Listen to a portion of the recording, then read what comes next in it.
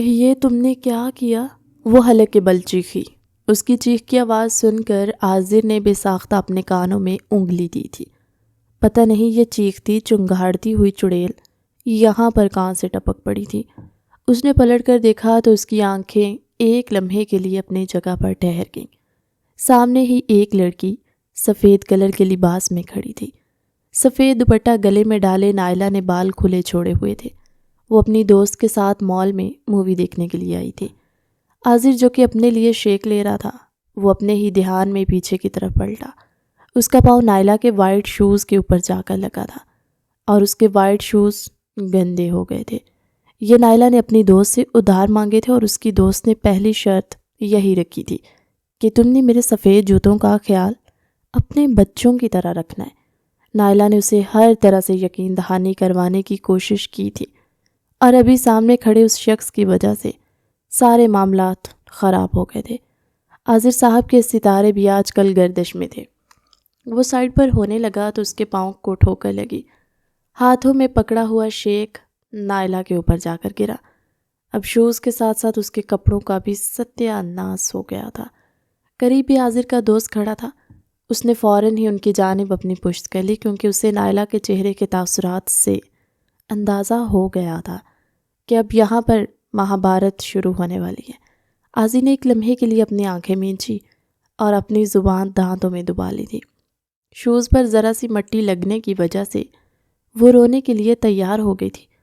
ابھی تو اس کا پورا وائٹ ڈریس خراب ہو گیا تھا۔ چند لمحے یوں ہی خاموشی میں گزرے، پھر نائلہ کی چنگھاڑتی ہوئی آواز اس کے کانوں میں پڑی۔ یہ کیا بدتمیزی ہے؟ کیا تم میں ایتھکس بالکل ختم ہو گئے یا پھر تم میں چلنے کی تمیز ہی نہیں ہے؟ اگر چلنے میں ٹانگوں کو اتنے ہی تکلیف ہوتی ہے تو گھر پر ہی بیٹھ جاؤ، یوں ٹھوکریں کھا کر دوسروں کا نقصان تو نہ کرو۔ اس کا بس نہیں چل رہا تھا کہ وہ سامنے کھڑے اس شخص کا منہ نوچ ڈالے۔ دیکھیں مس، آئی ایم سوری، اس نے دھیمے لہجے میں کہا، مگر نائلہ تو کچھ بھی سننے سمجھنے کے لیے تیار ہی نہیں تھی۔ تمہاری وجہ سے میرا ڈریس خراب ہو گیا، میرے شوز کا ستیہ ناس ہو گیا، میرا پلان فلاپ ہو گیا۔ خود بھی تو ایک فلاپ ہیروئن ہی لگ رہی ہو۔ اگر پلان فلاپ ہو گیا تو کون سی بڑی آفت آ گئی ہے؟ عاذر کی زبان بے ساختہ پھسلی تھی۔ وہ سوچ بھی نہیں سکتا تھا کہ یہ بول کر اس نے اپنی زندگی کی کتنی بڑی غلطی کر دی ہے۔ اس کے بعد نائلہ جو شروع ہوئی تو اس نے چپ ہونے کا نام ہی نہیں لیا۔ عاذر بھی میدان میں اتر آیا۔ دونوں میں تو میں ہو رہی تھی۔ اگر دکان والا ان کے درمیان نہ آتا تو وہ دونوں ایک دوسرے کا سر کھولنے میں ذرا دیر نہ کرتے۔ نائلہ ابھی بھی جنگلی بلی بنی اس کو گھور رہی تھی۔ عاذر کے ماتھے پر بھی بل پڑے ہوئے تھے۔ تمہیں اندازہ بھی ہے کہ میں کون ہوں؟ نہیں، مجھے اندازہ نہیں ہے اور نہ ہی مجھے جاننے کا شوق ہے، کیونکہ مجھے تم جیسے چپ لوگوں کی ذات میں کوئی بھی دلچسپی نہیں ہے جو صرف اور صرف مجھ جیسی حسین لڑکیوں کو اپنی جانب متوجہ کرنے کے لیے اس طرح کے اوچھے ہتھکنڈے استعمال کرتے ہیں۔ یہ سن کر عاذر کا پارا غصے سے ہائی ہو گیا تھا۔ محترمہ، ضرور آپ نے شیشہ دیکھنا چھوڑ دیا ہے۔ اگر آپ شیشہ دیکھنے کی زحمت کر لیں تو آپ کو اندازہ ہو جائے گا کہ آپ آج کل کی حسین لڑکی نہیں بلکہ چلتی پھرتی عورت ہیں۔ آپ کو تو آنٹی کہنا چاہیے۔ پہلے میں آپ کو آنٹی کہہ کر ہی مخاطب کرنے والا تھا۔ یہ کہہ کر وہ رکا نہیں تھا بلکہ لمبے لمبے ڈگ بھرتا ہوا وہاں سے چلا گیا۔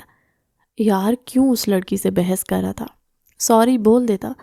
وہ لڑکی بدتمیزی کری تھی۔ ایکسکیوز می سر۔ جانی پہچانی نسوانی آواز سن کر اس نے نگاہیں پھیری۔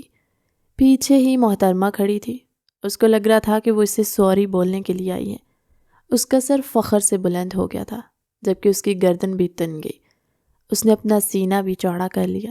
اس کا دوست اس کے پہلو میں کھڑا نائلہ کے خطرناک تاثرات کو دیکھ رہا تھا۔ وہ ہلکا سا اس کے کانوں میں جھکا۔ مجھے ایسا کیوں لگ رہا ہے کہ ابھی تمہارا موئے ہونے والا ہے؟ مجھے لگتا ہے کہ ہمیں یہاں سے بھاگ جانا چاہیے۔ رکو، پہلے اسے سوری کہنے دو۔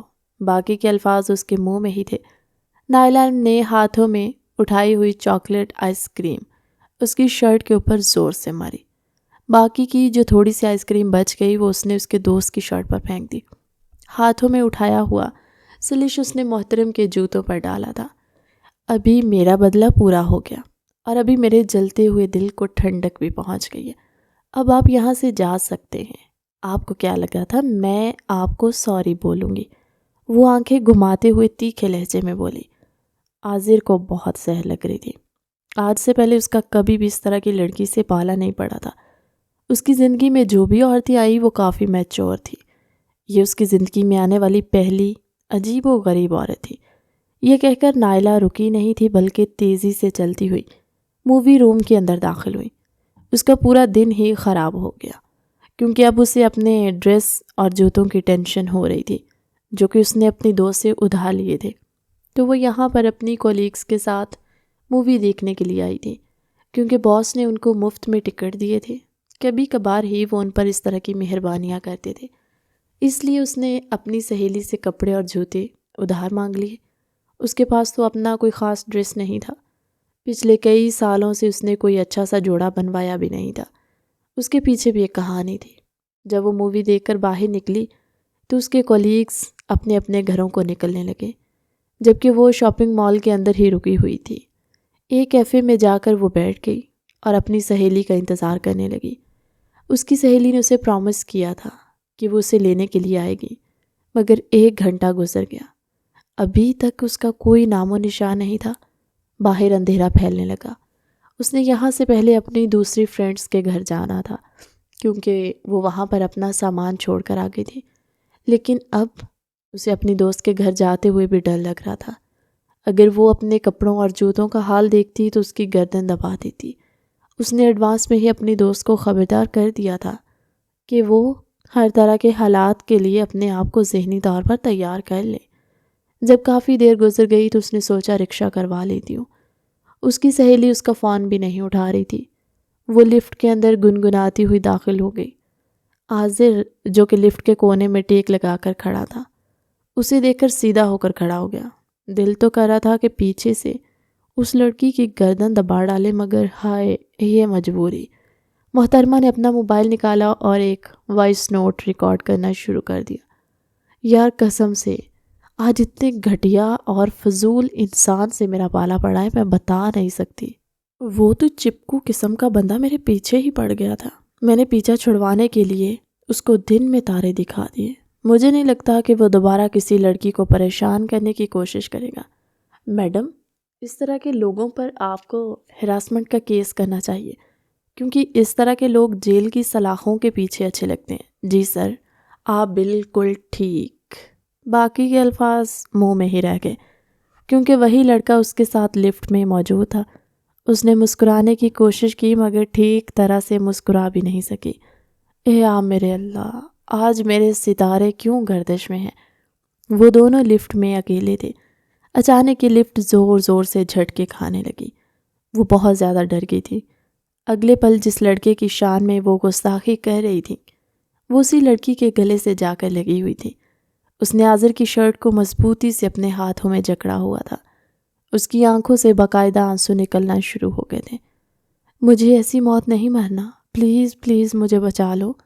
عاذر نے اس کو خود سے دور کرنے کی کوشش کی مگر وہ اس کے ساتھ چنگم کی طرح چپکی ہوئی تھی۔ آج سے پہلے کوئی بھی لڑکی اس کے اتنے قریب نہیں آئی تھی۔ اس کے دل کی دھڑکنیں بری طرح سے منتشر تھی۔ یہاں پر وہ اپنے ایک دوست کے پاس ضروری کام کے سلسلے میں آیا تھا۔ اس کے دوست کے اپارٹمنٹس اسی مال میں ہی موجود تھے مگر صبح سے اس کا دوست اسے نہیں ملا۔ وہ اس مال میں خوار ہو رہا تھا اور ابھی وہ بھی واپس جانے کا ارادہ رکھتا تھا کہ محترمہ سے اس کی دوبارہ ٹکر ہو گئی۔ وہ پھر سے اس کی شکل نہیں دیکھنا چاہتا تھا لیکن نہ چاہتے ہوئے بھی وہ لوگ ایک دوسرے کے سامنے آ گئے تھے۔ ابھی تک وہ اس کے ساتھ چپکی کھڑی تھی۔ وہ اس کے دل کی دھڑکنوں کی آواز بھی سن سکتا تھا۔ اس نے اس چھوٹی سی لڑکی کو خود سے دور کرنے کی کوشش کی تو وہ مزید اس کے قریب ہو گئی۔ سب کچھ ٹھیک ہو چکا ہے۔ لفٹ کھلی تو وہ ہوش کی دنیا میں آئی تھی۔ اگلے پل وہ اس سے دور ہو کر کھڑی ہو گئی۔ اس نے بالوں کو بے ساختہ اپنے کانوں کے پیچھے اڑیسا تھا۔ اس کے چہرے پر شرمندگی کے تاثرات ہیں۔ پھر وہ اس کی طرف دیکھے بغیر ہی لفٹ سے باہر نکل گئی۔ یا اللہ، یہ میں نے کیا کیا؟ پہلے میں نے اس آدمی کو گالیاں دی، اس کے کپڑوں کی حالت خراب کی۔ کیا یہ انہی کپڑوں سے ابھی تک اس شاپنگ مال میں گھوم رہا ہے؟ ویسے اس کے کانفیڈنس کو بھی مجھے داد دینی چاہیے۔ جو چاکلیٹ پہلے عاذر کے کپڑوں کو لگی ہوئی تھی وہ اب اس کے چہرے کے ساتھ جا کر لگی تھی۔ آزی نے اس کو روکنا چاہا مگر وہ کوئی بھی بات سنے بغیر تیزی سے وہاں سے چلی گئی۔ وہ اس کے جانے کے بعد اپنی گردن نفی میں ہلا کر رہ گیا تھا۔ نائلہ صاحبہ پہلے اپنے دوست کے گھر پر گئی تھی۔ اس نے اپنی دوست سے وعدہ کیا تھا کہ جیسے ہی مجھے سیلری ملے گی میں تمہیں ایک نیا جوڑا لے کر دوں گی اور تمہیں شوز بھی 1 مہینے تک دے دوں گی۔ بس یہ ٹوپی کسی اور کو جا کر کروانا۔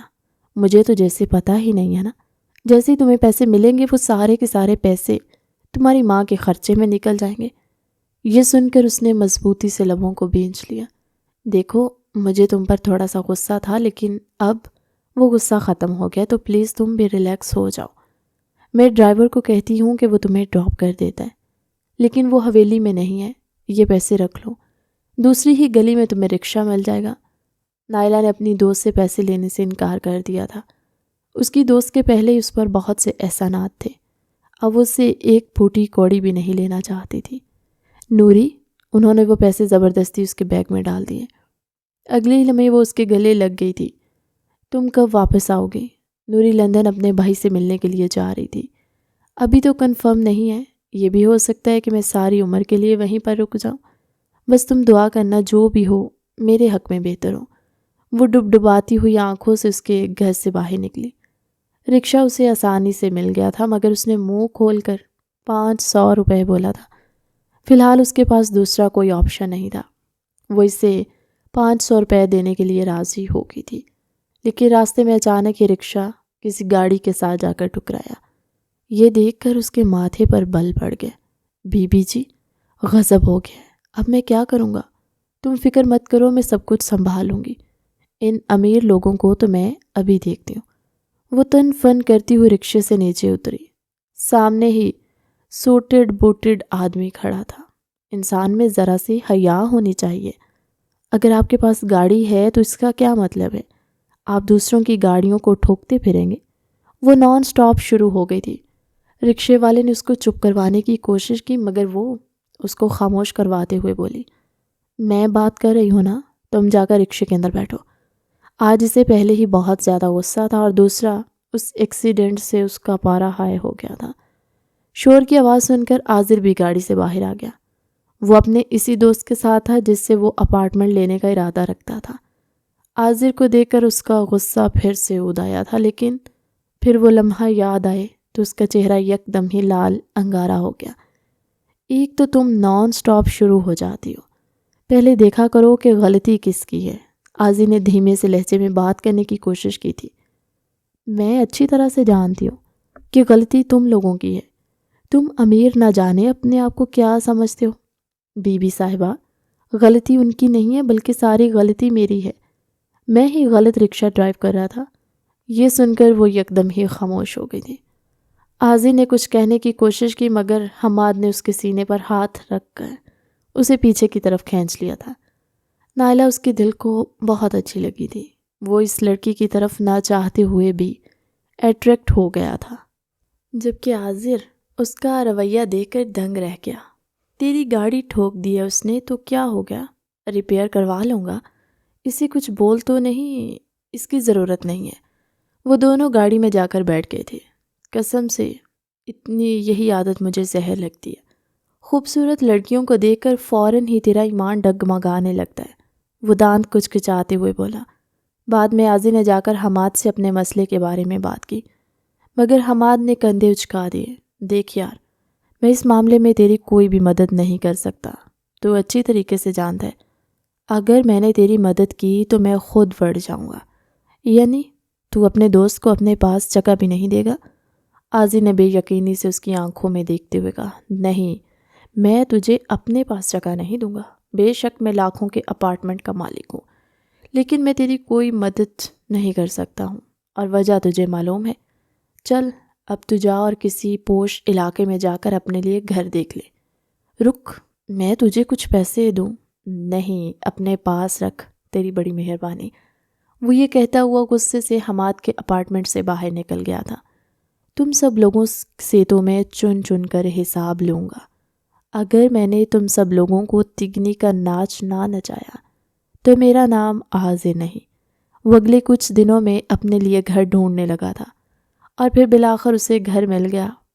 لیکن اس دن بھی صبح سویرے محترمہ اسے جا کر ٹکرائی تھی۔ نائلہ کے ہاتھوں سے فائلز چھوٹ کر زمین پر گر گئی۔ اس میں سے کچھ فائلز کیچڑ میں جا گری تھی۔ اس کی رات بھر کی محنت کا ستیہ ناش ہو گیا تھا۔ آفس میں بھی اسے باس کی ڈانٹ سننے کو ملی تھی، اور پھر جب وہ دوبارہ گھر واپس آئی تو جس شخصیت نے دروازہ کھولا تھا اسے دیکھ کر اس کو چند لمحوں کے لیے اپنی آنکھوں پر یقین ہی نہیں آیا۔ ایسا نہیں ہو سکتا۔ اس کے لب ہولے سے پھڑ پھڑائے تھے، مگر یہ سب کچھ ہو چکا تھا۔ وہ ابھی تک بے چارگی سے عازر کے چہرے کو دیکھ رہی تھی، جس کے لبوں پر شرارتی سی مسکراہٹ مچل رہی تھی۔ اندر بیٹھی خاتون سے اس نے باتیں کر لی تھی۔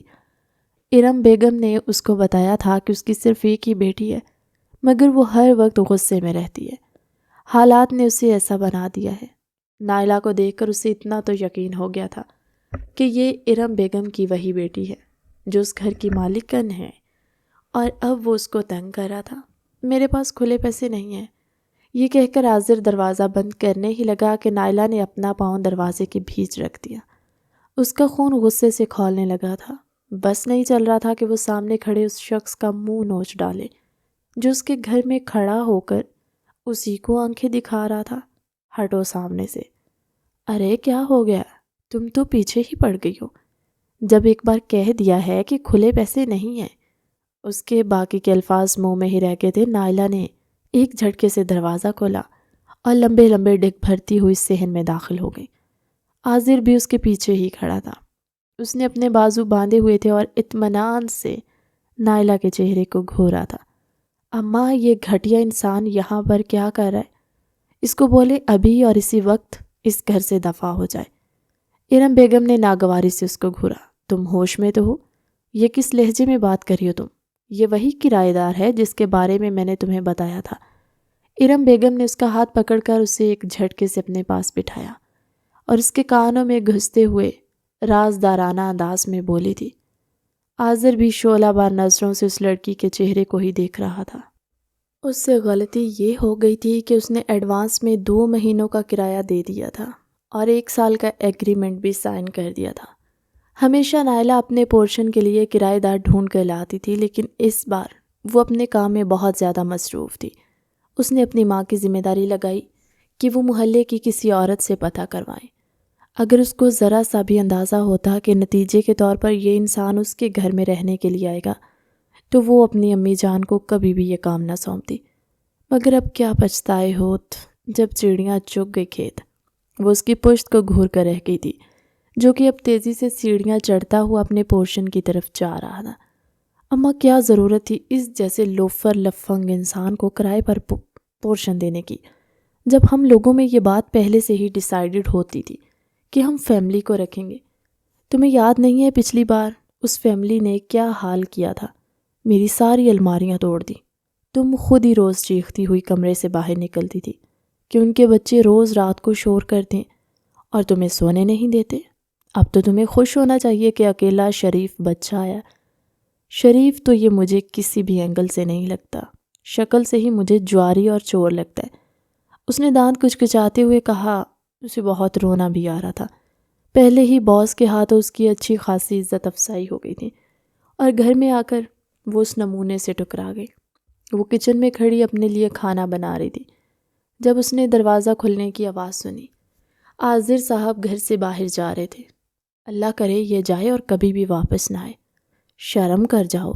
ارم بیگم نے زوردار تھپڑ اس کی پشت پر مارا تو وہ درد سے کراہ کر رہ گئی تھی۔ جب اس نے عازر کو اپنے ہاتھوں میں پیزا اٹھائے ہوئے دیکھا تو اس کے ماتھے پر بل پڑ گئے۔ ہم اس کی وجہ سے آج گھر میں بریانی بنا رہے ہیں اور اس کو دیکھو باہر سے آرڈر کر رہا ہے۔ اگر اس کے پاس اتنا ہی پیسہ ہے تو اس کو کہہ دیں کہ یہ روز اپنے لیے آرڈر کر لیا کرے۔ میں اس کی وجہ سے اپنا بجٹ خراب نہیں کر سکتی۔ ایگریمنٹ میں یہ بھی تھا کہ کھانا عازر کو ماں بیٹی کی طرف سے دیا جائے گا۔ اس نے باقاعدہ ایک مینیو بنایا ہوا تھا اور آج وہ عازر کے لیے بریانی بنا رہی تھی۔ جب کرائے کے پیسے اس نے گوشت کے لیے دیے تو اس کو لگا کہ کسی نے اس کا دل اپنی مٹھی میں دبوچ لیا۔ وہ پیزا اٹھا کر عازر ان کے صحن کی طرف آ گیا۔ ارے آئیے آنٹی، عیاشی کرتے ہیں۔ اس نے ہاتھوں میں کولڈ ڈرنک بھی اٹھا رکھی تھی۔ یہ سننے کی دیر تھی کہ وہ جلدی سے کچن سے باہر نکلی۔ امی کو یہ سب کچھ منع ہے، اور اگر تم نے کھانا ہے تو جا کر اپنے پورشن میں کھاؤ، یہاں پر بیٹھ کر تماشا نہ لگاؤ۔ آذر نے انتہائی ناپسندیدہ نظروں سے اس کے چہرے کو دیکھا تو اسے یہ لڑکی ایک آنکھ بھی نہیں بھاتی تھی۔ نائلہ، میں نے تمہیں کیا سمجھایا تھا؟ ارم بیگم نے اسے غصے سے گھورتے ہوئے کہا تو وہ برا سا منہ بنا کر پھر سے کچن میں داخل ہو گئی تھی۔ کسی دن میں اس انسان کا سر پھاڑ کر ہمیشہ ہمیشہ کے لیے جیل چلی جاؤں گی۔ وہ کافی اونچی آواز میں بڑبڑا رہی تھی۔ اس کی بڑبڑاہٹ کی آواز باہر تک آ رہی تھی، جس سے آذر صاحب ایک کان سے سن کر دوسرے کان سے نکال رہے تھے، جبکہ ارم بیگم شرمندہ ہوئی جا رہی تھی۔ نہیں بیٹا، تم خود ہی کھاؤ، میری طبیعت خراب ہے، مجھے یہ سب کچھ منع ہے۔ اگر ایک نوالا بھی لے لیا تو پھر سے میری بیٹی میں جن داخل ہو جائے گا۔ یہ سن کر آذر اپنی گردن پیچھے کی طرف گرا کر کھل کر ہنسنے لگا تھا۔ ارم بیگم بھی دھیرے سے مسکرا دی۔ تم اس کی باتوں کا برا نہ منایا کرو، وہ بس غصے کی تھوڑی تیز ہے لیکن دل کی بہت اچھی ہے۔ یہ کہہ کر انہوں نے آذر کے سر پر ہاتھ پھیرا۔ وہ تیزی سے ہاں میں گردن ہلانے لگا۔ اس کے بعد وہ سیڑھیاں پھیلانگتا ہوا پھر سے اپنے پورشن میں چلا گیا تھا۔ اگلے چند گھنٹے یوں ہی گزر گئے۔ رات کا وقت تھا۔ وہ دسترخوان لگائے بریانی سے انصاف کرنے میں مصروف تھی۔ اماں کے لیے اس نے پرہیزی کھانا بنایا تھا۔ وہ بریانی کا ایک نوالا لیتی اور ساتھ ہی آذر کی شان میں قصیدے پڑھتی۔ اس وقت اس کا موبائل بجنے لگا۔ آدھی رات کے وقت کس کو تکلیف ہو گئی ہے؟ موبائل پر جگمگاتا ہوا اجنبی نمبر دیکھ کر اس کے ماتھے پر بل پڑ گیا۔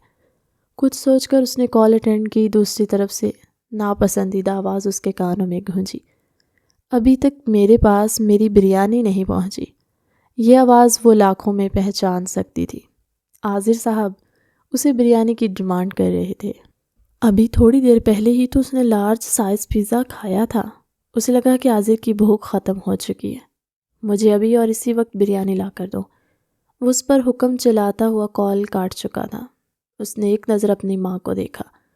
بریانی اٹھا کر وہ اس کے پورشن میں گئی۔ لاؤنج کا دروازہ بند تھا۔ اس نے زور زور سے دروازہ بجانا شروع کر دیا۔ 5 منٹ گزر چکے تھے مگر ابھی تک کوئی بھی باہر نہیں آیا۔ یا میرے اللہ، مجھے صبر عظیم عطا فرما، صرف اتنا صبر دے دے کہ میں اس انسان کو برداشت کر سکوں۔ جس طرح کی اس انسان کی حرکتیں ہیں، مجھے لگتا ہے کہ کسی دن مجھے اس کو گھر کی چھت سے دھکا دینا پڑے گا، تبھی اس سے میری جان چھوٹے گی۔ میں نے تمہاری ساری باتیں ریکارڈ کر لی ہیں۔ میں تمہاری ریکارڈنگ اپنے دوست کو سینڈ کر رہا ہوں اور اسے بتا دوں گا۔ اگر کل کو مجھے کچھ ہو جاتا ہے تو میری موت کی ذمہ دار تم ہوگی۔ یہ سن کر اس کے چہرے کی ہوائیاں اڑ گئی۔ اس نے بے چینی سے نفی میں سر ہلایا تھا۔ آذر اس کے چہرے کی اڑتی ہوئی رنگت دیکھ کر محظوظ ہوا اور اس کے ہاتھوں سے بریانی لے لی۔ یہیں پر رکو، پہلے مجھے چیک کرنے دو کہ یہ کھائے جانے کے قابل ہے یا نہیں، گزارے لائق ہے۔ یہ کہہ کر اس نے دروازہ محترمہ کے منہ پر بند کر دیا تھا۔ وہ حیرت سے آنکھیں پھیلائے بند دروازے کو گھو رہی تھی۔ تھوڑی سی شرم ہوتی ہے، تھوڑی سی حیا ہوتی ہے، مگر یہ انسان کیا جانے کہ وہ کیا ہوتی ہے۔ وہ ابھی بھی دوسری سائڈ پر دروازے کے ساتھ ٹیک لگا کر کھڑا تھا۔ اس کی باتیں سن کر دھیمے سے انداز میں مسکرا دیا اور لمبے لمبے ڈگ بھرتا ہوا اپنے کمرے کی طرف بڑھ گیا۔ اوپر والا پورشن 2 کمروں پر مشتمل تھا۔ سامنے چھوٹا سا لاؤنج، چھت کی طرف کا راستہ دونوں پورشن کے لیے الگ الگ تھا اور اس طرح سے باہر جانے کا راستہ بھی الگ تھا۔ پوری رات وہ آفس کا کام کرتی رہی۔ اگلے دن سنڈے تھا۔ جب وہ اٹھی تو صحن کے بیچوں بیچ ایک ہیوی بائک کھڑی نظر آئی۔ کل تک تو اس کے پاس ایک کھٹارا بائک تھی، یہ ہیوی بائک کہاں سے آیا؟ ضرور یہ کسی غیر قانونی کام میں ملوث ہوگا۔ ویسے تو یہ مجھے شکل سے ہی چور لگتا ہے۔ پورے صحن میں پانی پھیلا ہوا تھا۔ یہ دیکھ کر اس کے ماتھے پر بل پڑ گئے۔ اگلے ہی لمحے وہ سیڑھیاں اترتا ہوا نیچے آیا۔ اس کے ہاتھوں میں سرف اٹھا رکھا تھا۔ یہ تم یہاں پر کیا کر رہے ہو؟ یہ سب کچھ کون صاف کرے گا؟ اس نے دانت پیستے ہوئے کہا۔ آف کورس تم صاف کرو گی، تمہارے علاوہ کون ہے جو صاف کر سکتا ہے؟ آفٹر آل یہ تمہارا اپنا گھر ہے۔ جتنی تمہیں اپنے گھر سے محبت ہے یہ میں بہت اچھے طریقے سے جانتا ہوں۔ دیکھو، یہ بات ایگریمنٹ میں شامل نہیں تھی۔ میں جانتی ہوں کہ تم نے میری ماں کو بیوقوف بنا کر ان سے ایگریمنٹ سائن کروا کر سارے کام اپنے حق میں کروا دیے، تو میرا شکر ادا کرو کہ میں نے پولیس میں جا کر تمہارے خلاف کمپلین درج نہیں کی۔ جس طرح کی تمہاری حرکت تھی، مجھے تمہیں دھکے مار کر گھر سے باہر نکال دینا چاہیے تھا۔ وہ زیادہ سوال کر رہی تھی، اسی وجہ سے عاضر نے اس کے ہاتھوں میں ایگریمنٹ تھما دیا، جس کو پڑھ کر نائلہ کو اپنا سر چکراتا ہوا محسوس ہوا۔ اسے اپنی ماں سے اس طرح کی بیوقوفیوں کی بالکل بھی امید نہیں تھی۔ یعنی اگر میں چاہوں تو اس صحن میں اپنی بائک دھو سکتا ہوں، کوئی بھی مجھے منع نہیں کر پائے گا، وہ اس کو آنکھیں دکھاتا ہوا پر اسرار لہجے میں کہتا، پھر سے بھر بھر کر بائک پر پانی ڈالنے لگا۔ تم جیسے مرد ہوتے ہی جن کی بیویاں شادی کے پہلے دن بھاگ جاتی ہیں، اور تم جیسی عورتیں ہوتی ہیں جو ساری زندگی کے لیے کنواری رہ جاتی ہیں اور بوڑھی ہو کر محلے کی ببلی آنٹی بنتی ہیں، سب محلے کی ناک میں دم کرتی ہیں، اور تم جیسی ہی آنٹیاں ہوتی ہیں جس کو بچے بد دعائیں دیتے ہیں۔ وہ کچھ کہنے ہی لگی تھی کہ اماں کی آواز سن کر رک گئی۔ تیار ہو جاؤ، آج ہم نے پھوپھو کے گھر جانا ہے۔ یہ سن کر اس کے ماتھے پر بل پڑ گئے تھے۔ مجھے اس مطلبی عورت کے گھر نہیں جانا۔ میں نے تمہیں 1000 بار سمجھایا نائلہ، سوچ سمجھ کر بولا کرو۔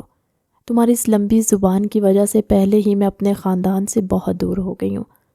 اماں، خاندان والے کون سا ہمارے ساتھ مخلص ہیں؟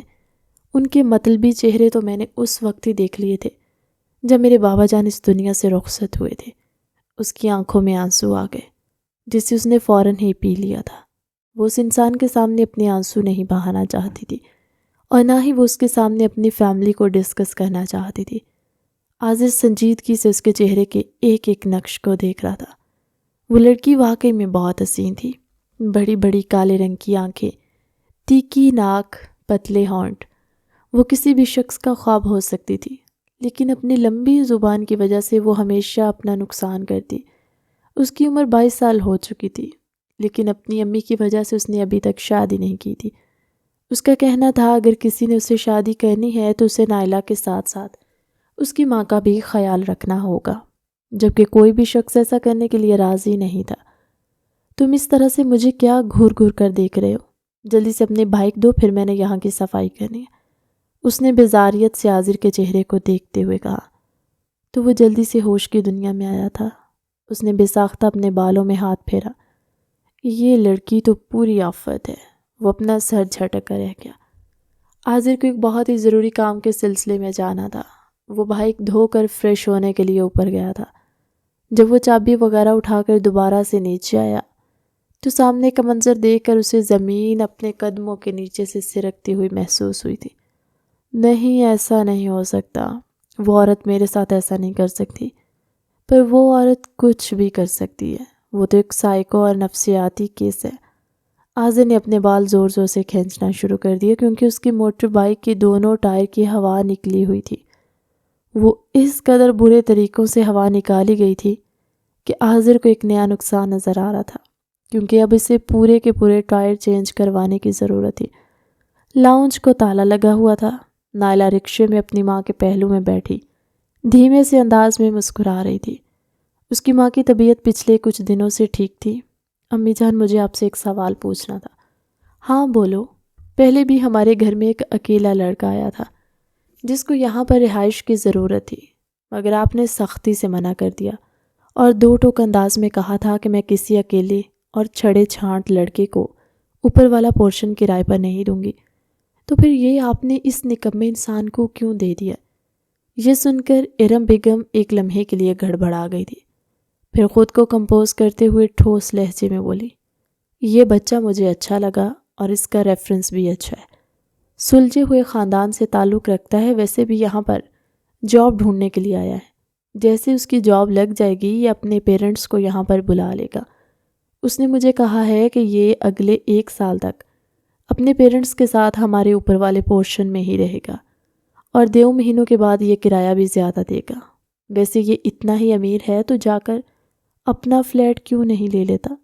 ہمارے سر پر آ کر کیوں بیٹھ گیا؟ آپ نے دیکھا نہیں کہ یہ ہر وقت کھانے کی چیزیں آرڈر کرتا رہتا ہے، ہر وقت ٹھوسنے کی پڑی رہتی ہے اس کو۔ تمہیں کیا مسئلہ ہے؟ کون سا وہ تمہارے پیسوں سے لیتا ہے؟ آپ کو لگتا ہے کہ اس کی ایسی شکل ہے جو میں اس پر 1 روپیہ بھی لگاؤں گی؟ اس نے آنکھیں گھماتے ہوئے کہا، مجھے بتائیں کہ پھپھو کے گھر پر کیا دینا ہے، وہاں پر جا کر دیکھ لیں گے۔ اماں میں قسم اٹھا کر کہتی ہوں میرے بیگ میں صرف 3,000 پڑے ہوئے ہیں، جسے میں نے مہینے کے آخر میں آفس کا کرایہ پورا کرنا ہوتا ہے۔ فکر مت کرو، میرے پاس پیسے ہیں۔ اسے لگا تھا کہ اس کی ماں کے پاس زیادہ سے زیادہ 500 ہوں گے، کیونکہ وہ اپنی ماں کو اتنے ہی پیسے دیتی تھی۔ باقی کے پیسے اس کی ماں کی دوائیوں اور گھر کے اخراجات میں خرچ ہو جاتے تھے۔ اسے نہیں یاد آیا کہ آخری بار اس نے کب اپنے لیے نیا جوڑا بنوایا تھا۔ جب بھی وہ اپنے لیے کپڑے بنوانے کے بارے میں سوچتی تھی، کوئی نہ کوئی مسئلہ کھڑا ہو جاتا، اور ابھی بھی وہ حساب و کتاب میں لگی ہوئی تھی کہ پھپھو کا گھر آ گیا۔ اپنی ماں کے ساتھ وہ گھر کے اندر داخل ہوئی تھی۔ سامنے کی شان و شوکت دیکھ کر ایک لمحے کے لیے تو اس کی آنکھیں چندے آ گئی۔ امیر لوگوں کے چونچلے اس کے منہ سے بے ساختہ نکلا۔ ارم بیگم نے اس کے بازو کو پکڑ کر اس پر چٹکی کاٹی تو وہ کراہ کر رہ گئی۔ کیا کر رہی ہو ماں؟ اپنی زبان کو لگام دو، کسی نے سن لیا تو کیا سوچے گا؟ میں نے کون سا کچھ غلط کہا ہے، سچی تو کہہ رہی ہوں میں۔ دیکھیں کیسے عیاشی کہہ رہے ہیں، اپنے غریب رشتہ داروں کی تو ان کو کوئی پرواہ ہی نہیں ہے۔ میں ان کے مرحوم بھائی کی بیٹی ہونا اور آپ ان کے بھائی کی بیوہ، کیا انہوں نے کبھی ہمارے بارے میں سوچا؟ ایک بار میں ان سے ادھار مانگنے کے لیے آئی تھی اور انہوں نے مجھے ذلیل کر کے اس گھر سے باہر نکالا تھا۔ ماضی کے لمحات پھر سے اس کی نظروں کے سامنے گھومنے لگے۔ نائلہ کو اپنے خاندان کے ہر فرد سے نفرت تھی۔ وہ ان کا سامنا بھی نہیں کرنا چاہتی تھی اور نہ ہی ان سے ملنا چاہتی تھی، مگر اپنی ماں کی وجہ سے مجبور ہو کر آ جاتی تھی۔ اس کے کزنوں کا ایک ٹولہ تیار ہو کر کونے والی ٹیبل پر بیٹھا ہوا تھا۔ سب نے قیمتی لباس پہنے ہوئے تھے۔ نائلہ نے ایک سمپل سا لان کا سوٹ پہنا، دوپٹے کو اس نے گلے میں ڈالا ہوا تھا، بال کھلے ہوئے تھے۔ یہ سب کچھ اس نے یہاں پر آ کر کیا تھا۔ لبوں پر ہلکی سی لپسٹک اور آنکھوں پر مسکارا۔ اس کے علاوہ اس نے کوئی تیاری نہیں کی تھی۔ اس کے گال نیچرلی گلابی تھے۔ وہ سادگی میں بھی غضب ڈھا رہی تھی۔ اس کی کزنوں نے جب اسے دیکھا تو وہ پہلو بدل کر رہ گئی۔ وہ ان کے قریب جا کر کھڑی ہوئی، ان سے سلام کرنے لگی۔ صرف چند ایک نے ہی اس کے سلام کا جواب دیا تھا۔ کافی دیر یوں ہی خاموشی میں گزر گئی۔ اب وہ ان کی جانچتی ہوئی نگاہیں اپنے وجود پر محسوس کرتے ڈسٹرب ہو رہی تھی۔ اس نے پچھلے سال بھی یہی سوٹ پہنا تھا نا نائلہ؟ نمرا کی آواز سن کر وہ ہوش کی دنیا میں آئی اور پھر دانت پیستے ہوئے اس کی آنکھوں میں دیکھتے دو ٹوک انداز میں بولی، ہاں وہ اصل میں تمہیں تو پتہ ہے کہ میں حرام نہیں کماتی جو اس طرح سے عیاشی کر سکوں۔ حلال میں صرف گزارا ہی ہو سکتا ہے۔ نمرا کا چہرہ یک دم غصے کے مارے لال ہو گیا اور اس کا خون کھولنے لگا تھا۔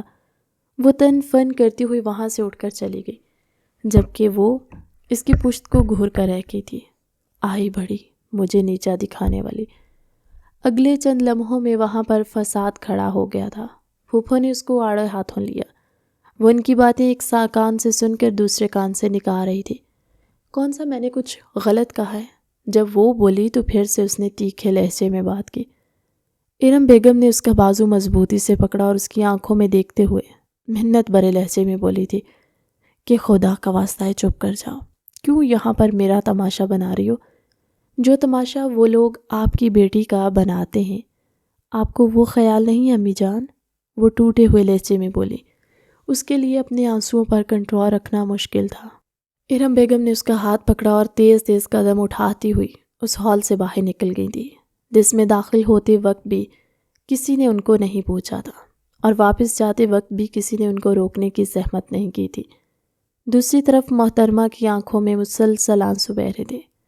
مجھے زہر لگتے ہیں یہ لوگ، ان کو دیکھتی ہوں تو میرا دم گھٹنے لگتا ہے۔ آپ کو یاد ہے جس دن میرے بابا کی طبیعت خراب تھی، اس دن بھی ان میں سے کوئی بھی بھائی ملنے کے لیے نہیں آیا تھا۔ بیٹا اس میں سارا قصور میرا ہے، اس کی ماں نے روتے ہوئے کہا تو وہ تیزی سے نفی میں سر ہلانے لگی۔ آپ کی کوئی غلطی نہیں ہے، یہ لوگ پتھر دل ہیں۔ اس کے بابا نے اس کی ماں سے پسند کی شادی کی تھی، جس کی وجہ سے سارا خاندان اس کے خلاف ہو گیا۔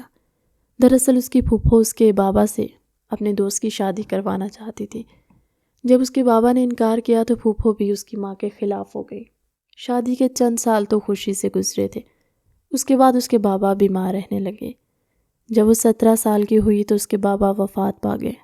ان کا ایک چھوٹا سا بزنس تھا جو بہت اچھا چل رہا تھا، مگر بعد میں اس کے چچا اور پھوپھو نے اس بزنس پر قبضہ کر لیا اور ان ماں بیٹیوں کو تسلی دی کہ تم لوگ فکر مت کرو، ہر مہینے تم لوگوں کے گھر ایک معقول رقم پہنچ جایا کرے گی، ہم لوگ تمہارا خیال رکھیں گے۔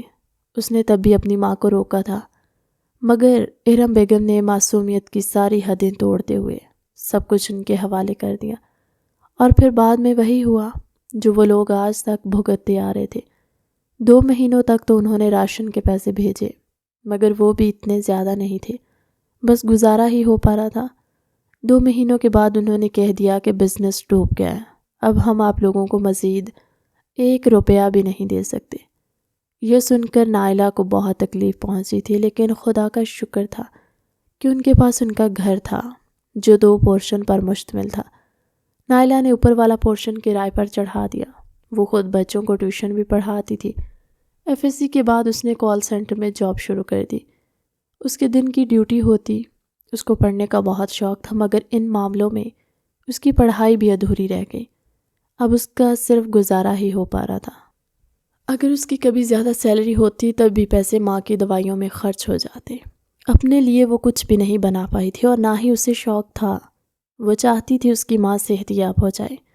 اس کی امی جان کو ہارٹ پرابلم تھی، پچھلے کچھ عرصے سے کوئی بھی کرایہ دار ان کے گھر پر نہیں آ رہا تھا، کیونکہ محلے کی ایک عورت سے اس کی ماں کی لڑائی ہو گئی تھی۔ اس عورت نے ان ماں بیٹیوں کو ہر جگہ پر بدنام کر دیا تھا کہ وہ دونوں جادو کرتی ہیں۔ نائلہ کو جب اس بارے میں پتہ چلا تو وہ پھیکے انداز میں اپنی گردن پیچھے کی طرف گرا کر ہنسنے لگی۔ وہ اتنا ہنسی کہ اس کے پیٹ میں درد پڑ گیا۔ اس کو بولو، اگر ہم واقعی میں جادو کرتے ہوتے تو یوں سسک سسک کرنا جی رہے ہوتے۔ ارم بیگم نے اگلے ہی لمحے اپنی بیٹی کو گلے سے لگا لیا۔ میری جان، اللہ تعالیٰ جس حال میں بھی رکھے اس پر شکر ادا کرو۔ کیا یہ بات کافی نہیں ہے کہ ہمیں حلال روزی مل رہی ہے؟ کوئی بھی ان کے گھر کرائے پر رہنے کے لیے نہیں آتا۔ لوگوں نے ان سے بات چیت بھی چھوڑ دی۔ نائلہ کو کسی کی کوئی پرواہ نہیں تھی۔ پہلے بھی اس نے سب کچھ اکیلے دیکھا تھا، اور اب بھی وہ اکیلے ہی سنبھال رہی تھی۔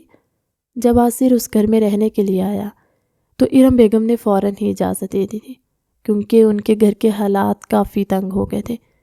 ان کی بیٹی کال سینٹر سے واپس آ کر شام کے وقت بچوں کو ٹیوشن بھی پڑھاتی، لیکن وہ بچے بھی اٹھ گئے تھے، کیونکہ ان کی ماؤں کو فکر ہونے لگی تھی کہیں ایسا نہ ہو کہ وہ ان کے بچوں پر بھی جادو کر کے ان کے بچوں کو کن صحن بنا دے۔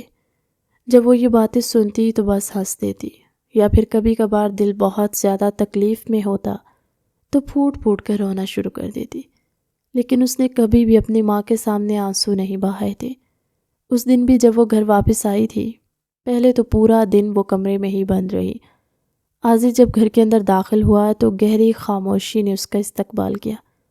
اس نے اونچی آواز میں بات کر کے محترمہ کو اپنی جانب متوجہ کرنے کی بھی کوشش کی، مگر وہ اپنے کمرے سے باہر نہ نکلی، تو وہ کندھے اچکاتا ہوا اپنے پورشن کی طرف بڑھ گیا۔ رات کے وقت اس نے اپنی امی جان کو کھانا دیا اور چھت پر جا کر کھڑی ہو گئی۔ وہاں پر جا کر اس نے باقاعدہ پھوٹ پھوٹ کر رونا شروع کر دیا۔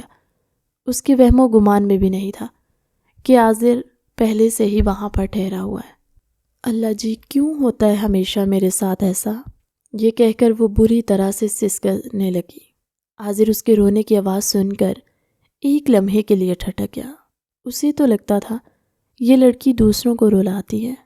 اللہ جی، میں یہ آزمائش برداشت نہیں کر پا رہی ہوں، پلیز اس آزمائش کو ختم کر دیں، ہمارے لیے آسانیاں پیدا فرمائیں، ہمارے لیے غیب سے راستے نکالیں۔ میں ان لوگوں کے سامنے نہیں جھکنا چاہتی، اور نہ ہی میں ان لوگوں کے سامنے ہاتھ پھیلانا چاہتی ہوں۔ عازر کو اندازہ ہو گیا تھا کہ پیسوں کا مسئلہ ہے، لیکن اسے پیسے کیوں چاہیے تھے؟ کیا وہ بہت بڑی رقم تھی؟ اب یہ سوال اس کے ذہن میں گردش کر رہا تھا۔ وہ آگے بڑھنے ہی لگا، پھر کچھ سوچ کر رک گیا۔ نائلہ نے جب رونے کا شغل پورا کیا تو وہ سامنے والی سائڈ پر جا کر کھڑی ہو گئی تھی۔ اس نے اپنے آنسو صاف کیے اور خود سے مخاطب ہوتے ہوئے بولی، یہ چمپو کہاں پر چلا گیا؟ آج صبح سے یہ چمپو مجھے نظر نہیں آیا۔ وہ اس کے پورشن میں جھانکنے کی کوششوں میں ہلکان ہو رہی تھی۔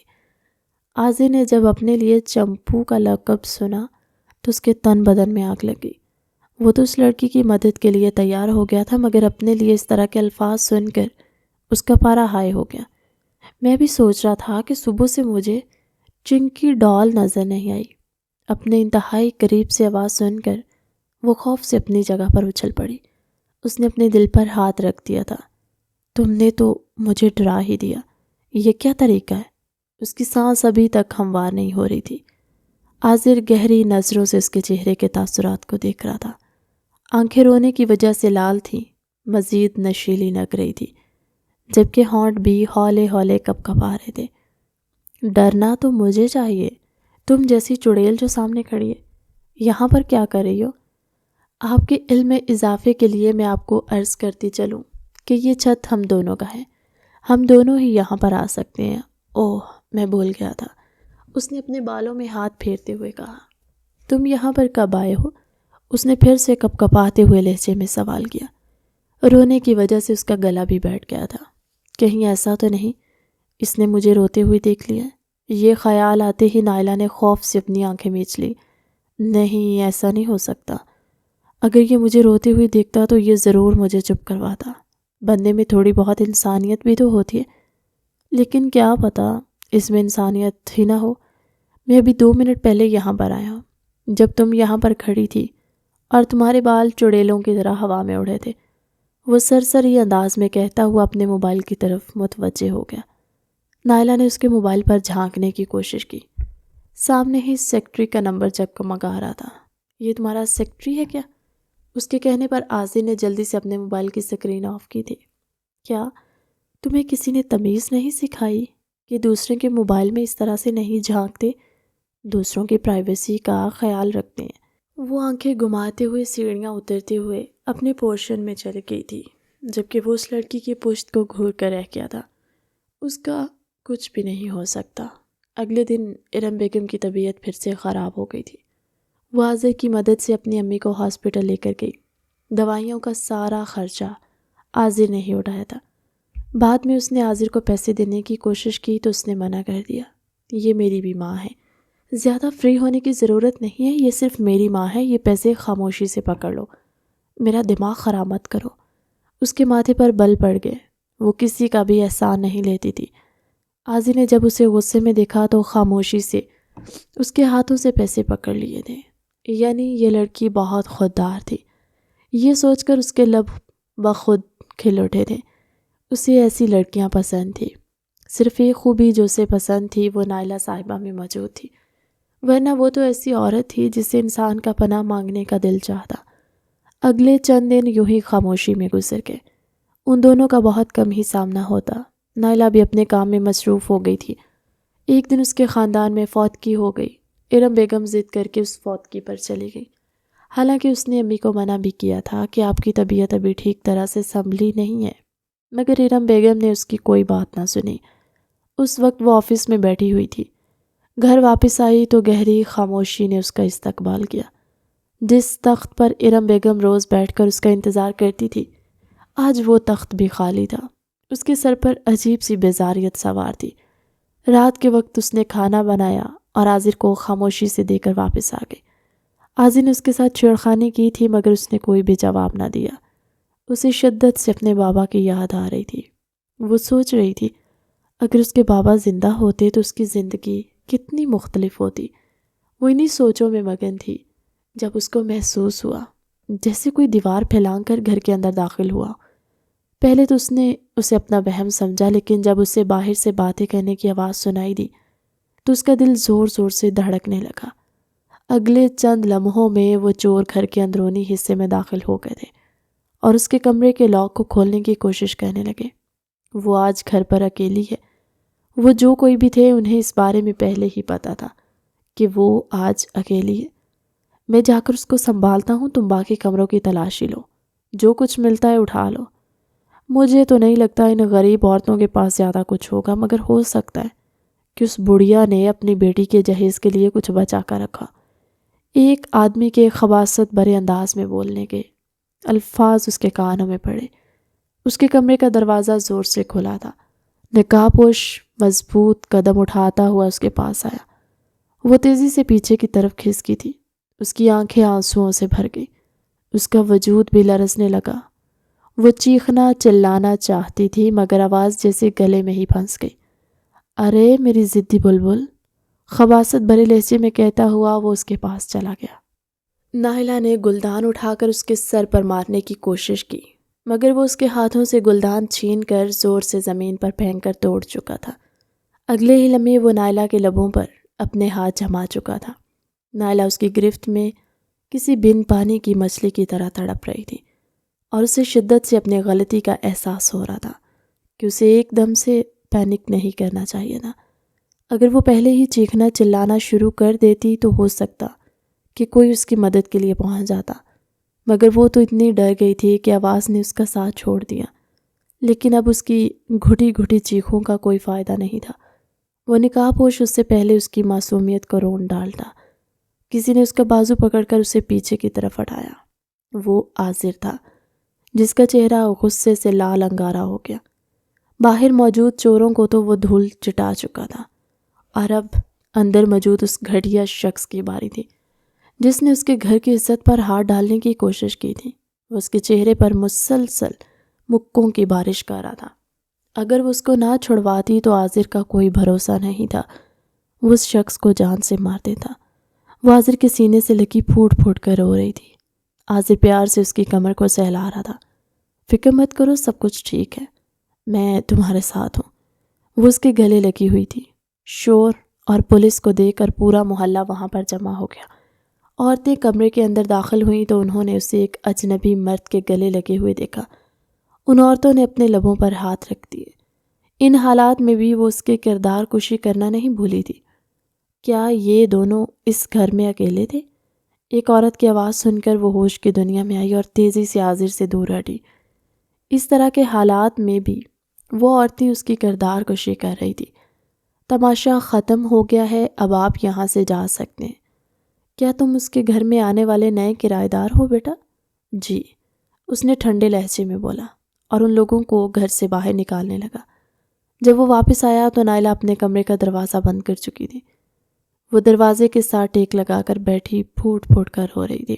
دل کا غم کسی طور پر بھی ہلکا نہیں ہو رہا تھا۔ آج ارم بیگم کو دیر ہو گئی تھی، اسی وجہ سے وہ نہ آ سکی۔ اگلے دن جب وہ اپنے محلے کے اندر داخل ہوئی تو لوگوں کی باتیں سن کر ان کو لگا کسی نے ان کے سینے پر خنجر چلا دیا۔ ہر کوئی ان کی بیٹی کی کردار کشی کر رہا تھا۔ یہ سن کر ان کا دل خون کے آنسو رونے لگا۔ ان کی طبیعت بھی اچانک خراب ہو گئی تھی۔ اس رات بھی ان کو ہارٹ اٹیک آیا تھا۔ عازر اور نائلہ ان کے ساتھ ہسپتال میں موجود تھے۔ جب انہوں نے عازر کا ہاتھ مضبوطی سے اپنے ہاتھوں میں لیا، مجھ پر ایک احسان کر دو، میری بیٹی کی عزت کو بچا لو، میری بیٹی سے نکاح کر لو، صرف تم ہی ہو جو اسے اس ظالم دنیا سے بچا سکتے ہو، میری زندگی کا کوئی بھروسہ نہیں ہے، اگلے چند لمحوں میں میری سانسیں بند ہو جائیں۔ یہ سن کر نائلہ تڑپ اٹھی۔ وہ بھاگتے ہوئے اپنی ماں کے پاس گئی اور ان کے گلے لگ کر رونے لگی۔ عازر نے سنجیدگی سے ان کے چہرے کی طرف دیکھا۔ ٹھیک ہے، میں اس سے نکاح کرنے کے لیے تیار ہوں۔ جیسی ان دونوں کا نکاح ہوا، ارم بیگم کی روح بھی اس فانی دنیا سے کوچ کر گئی۔ یوں لگ رہا جیسے وہ ان دونوں کے نکاح کا انتظار کر رہی ہوں۔ ان کے لبوں پر ایک دھیمی سی مسکراہٹ پھیلی ہوئی تھی، جیسے وہ سکون میں ہو اور اپنے فیصلے پر بہت خوش ہوں۔ عازر نے ان کی تدفین کا انتظام کیا۔ دوسری طرف اسے حویلی سے بھی کال موصول ہو گئی تھی۔ دراصل وہ ایک بہت وڈیرے کا بیٹا تھا، لیکن وہ اپنے بابا کے اصولوں کے سخت خلاف تھا۔ اس نے ان اصولوں سے بغاوت کی تو بابا نے دھکے مار کر حویلی سے نکال دیا۔ وہ بھی انا کا پرچم بلند کرتا ہوا حویلی سے نکل آیا۔ اس کا ارادہ یہاں پر حماد کے اپارٹمنٹ میں رہنے کا تھا، لیکن حماد نے بھی اس کی مدد کرنے سے منع کر دیا، کیونکہ وہ اس کا دوست ہونے کے ساتھ ساتھ اس کے چچا کا بھی بیٹا تھا۔ وہ جانتا تھا کہ جب اس کے تایا جان کو معلوم ہوگا تو اس کے لیے مسئلہ بن سکتا ہے۔ یہی وجہ تھی کہ وہ عازر کی مدد نہیں کر پایا۔ عازر اپنے لیے رہائش ڈھونڈتا ہوا ارم بیگم کے گھر آ گیا۔ ان کے گھر کا اشتہار بھی مختلف جگہوں پر لگا ہوا تھا۔ دوسرا پورا پورشن وہ لوگ کرائے پر چڑھانے کے لیے تیار تھے اور یہ کرایہ بھی مناسب تھا۔ اس وقت عازر کی پاکٹ منی زیادہ نہیں تھی، لیکن جیسے ہی وہ گھر میں رہنے کے لیے گیا تو اسٹاک میں ڈالر کا ریٹ چڑھ گیا۔ اس نے جو پیسہ لگایا ہوا تھا وہ ڈبل ہو گیا، اچھی خاصی رقم اس کو موصول ہوئی، یعنی اگلا 1 سال بھی وہ اس جگہ پر عیاشی کر سکتا تھا۔ حویلی کی طرف سے اسے کوئی خبر نہیں تھی کیونکہ اس نے سب لوگوں سے رابطہ ختم کر دیا تھا۔ ارم بیگم کے انتقال کے 2 دن بعد ہی اسے حویلی سے کال آئی تھی۔ اس کے بابا کی طبیعت بھی خراب تھی اور وہ اس کو یاد کر رہے تھے۔ وہ اپنی بیوی کو لے کر حویلی چلا گیا۔ جب اس کی ماں نے عاذر کے پہلو میں نائلہ کو دیکھا تو وہ حیران رہ گئی۔ دادی کے ماتھے پر بھی بل پڑ گئے۔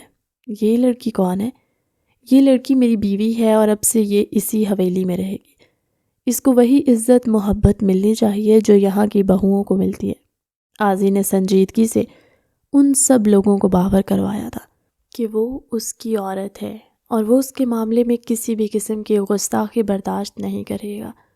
دادی جان نے پہلے تو بہت واویلا مچایا مگر پھر اسے اپنی بہو کے روپ میں قبول کر لیا۔ جہاں تک عاذر کی ماں کا سوال تھا وہ تو خوش ہو رہی تھی کہ نائلہ جیسی پیاری بچی ان کی بہو بنی۔ وہ پچھلے کچھ سالوں سے عاذر کے پیچھے پڑی ہوئی تھی کہ بیٹا اب شادی کر لو، تمہاری عمر ہو گئی ہے۔ عاذر کی عمر 28 سال تھی مگر وہ 24-25 کا لگتا تھا۔ نائلہ بھی اس کی عمر سے 2 سال چھوٹی تھی۔ اب جب نکاح کے بعد اسے معلوم ہوا کہ وہ اس سے پورے 6 سال بڑا ہے تو اس کی آنکھیں حیرت سے پھیل گئیں۔ عمر بڑھنے سے لوگ بوڑھے ہوتے ہیں مگر وہ تو جوان ہو رہا ہے۔ عاذر نے اپنے بابا سے اپنے رویے کی معافی مانگی تھی۔ اس کے بابا کو بھی اپنی غلطیوں کا احساس ہو گیا تھا۔ انہوں نے سرداری عاذر کے حوالے کر دی۔ پچھلے کچھ دنوں سے وہ جرگے اور وڈیرے کے کاموں میں اتنا مصروف تھا کہ وہ اپنے کمرے میں نہیں جا پا رہا تھا، جبکہ نائلہ کو 3 دنوں سے اس کے کمرے میں ہی ٹھہرایا گیا تھا۔ وہ بہت زیادہ کنفیوز بھی تھی اور شرمندہ بھی تھی۔ اسے سمجھ نہیں آ رہا تھا کہ وہ کیسے عاذر کا سامنا کرے۔ یہاں پر سب لوگ بہت اچھے تھے، اس کا خیال رکھ رہے تھے، مگر جس انسان کے ساتھ وہ یہاں پر آئی تھی وہ اسے کہیں بھی نظر نہیں آ رہا تھا۔ اس رات جب وہ کمرے کے اندر داخل ہوا تو نائلہ کو سوتا ہوا دیکھ کر دھیمے سے انداز میں مسکرا دیا۔ وہ سوتے ہوئے بہت پیاری لگ رہی تھی۔ اس کا جنگلی روپ عاذر کی نظروں کے سامنے گھومنے لگا۔ اگلے پل اپنی انگلیوں کے پوروں سے جب اس نے نائلہ کے چہرے کو چھوا تو اس کے وجود کو جھٹکا لگا اور وہ جلدی سے اپنی جگہ پر اٹھ بیٹھی۔ آئی ایم سوری، میرا مقصد تمہیں اٹھانا نہیں تھا، وہ گھمبیر لہجے میں بولا۔ آج اس کی نظروں کی تپش کی تاب لانا نائلہ کے لیے مشکل ہو گیا تھا۔ مجھے آپ سے ضروری باتیں کرنی تھی، اس نے انگلیاں چٹکھاتے ہوئے کہا۔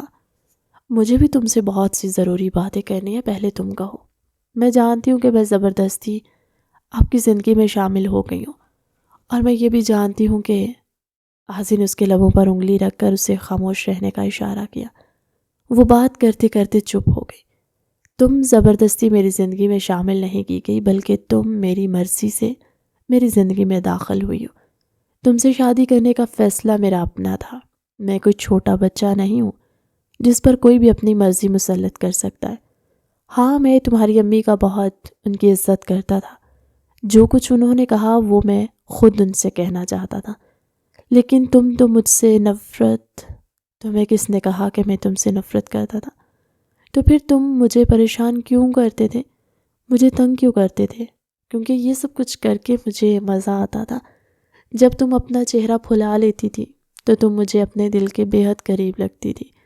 اس نے نائلہ کی چھوٹی سی ناک کھینچی تھی تو وہ تیزی سے پیچھے کی طرف گھسی۔ عاذر نے اس کے دونوں بازوؤں پر اپنے ہاتھ جما کر اسے پھر سے اپنے قریب کھینچ لیا تھا۔ کیا تمہیں اس فیصلے پر کوئی پچھتاوا نہیں ہے؟ کیونکہ میں تمہارے معیار کے مطابق نہیں ہوں۔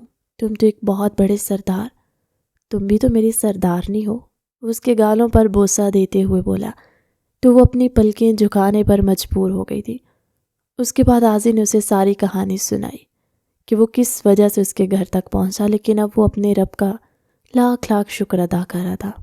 اگر وہ اس کے گھر نہ جاتا تو اسے کبھی بھی اتنی پیاری اور دل کی صاف لڑکی نہ ملتی۔ جہاں تک ارم بیگم کا سوال تھا تو انہوں نے شروع دن ہی عاذر کو اپنے اور اپنی بیٹی کے بارے میں سب بتا دیا تھا۔ وہ سادہ سی عورت تھی، انہوں نے عاذر کو ساری حقیقت بتائی تھی کہ کیسے رشتہ داروں نے ان کے ساتھ ظلم کیا اور ان کی بیٹی تلخ بن گئی تھی، کہ جب اس رات اس نے نائلہ کو روتے ہوئے دیکھا تھا تو اسے لگا کسی نے اس کا دل مٹھی میں دبوچ لیا ہو۔ اگر وہ لڑکی واقعی اسے زہر لگتی ہوتی تو اسے کبھی بھی نائلہ کے رونے پر اتنی تکلیف نہ پہنچتی۔ اس کا ایک ہی مطلب تھا کہ وہ اس عورت کی ذات میں دلچسپی لیتا تھا۔ اس کے علاوہ وہ ارم بیگم کی بھی مدد کرتا، اکثر اوقات ان کے ہاتھ میں زبردستی پیسے دے دیتا، اور پھر اس رات جب چور اچانک نائلہ کے گھر آئے تو جس طرح سے وہ آئذر کے پاس پناہ ڈھونڈنے کے لیے بھاگی تھی، اس دن آئذر نے خود سے اس چیز کا اعتراف کر لیا تھا کہ اسے اس لڑکی سے محبت ہو گئی ہے اور وہ اپنی ساری زندگی اس لڑکی کے ساتھ ہی گزارنا چاہتا ہے۔ ان دونوں میں ساری مس انڈرسٹینڈنگز کلیئر ہو گئی تھی۔ اب جیسے جیسے زندگی چلی جا رہی تھی وہ نائلہ میں ڈوبتا چلا جا رہا تھا۔